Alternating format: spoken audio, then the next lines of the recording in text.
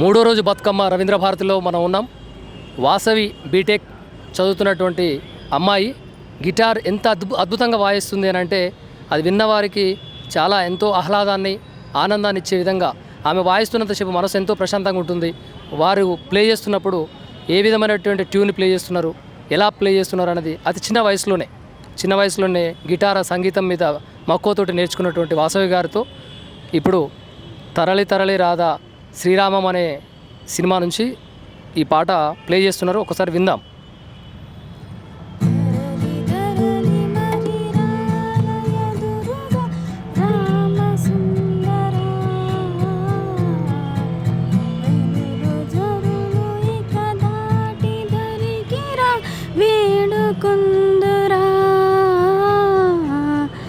తరలి తరలి మరి రారయదురుగా రామ సుందరా,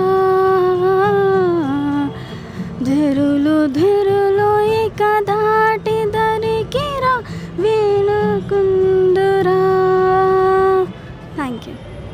థ్యాంక్ యూ అండి. మీ పేరు?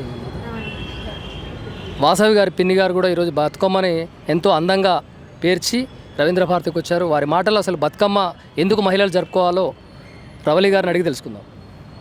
బతుకమ్మ మహిళలు ఎందుకు జరుపుకోవాలి? పండగ, బతుకమ్మ పండగ ఇంటి ఆచారం, తప్పక పాటించాలి. సాంప్రదాయం, తెలుగు సంస్కృతి సంప్రదాయాన్ని కాపాడాలి. ప్రతి మహిళ కూడా బతుకమ్మని పేర్చుకొని సంబరంగా చేసుకోవాలని రౌలి గారు వారి మాటల్లో ఎంతో మధురంగా తెలియజేశారు. వారికి గిటార్ ప్లే చేసి మంచి పాటని ఆలపించినటువంటి వాసవి గారికి ప్రత్యేక ధన్యవాదాలతో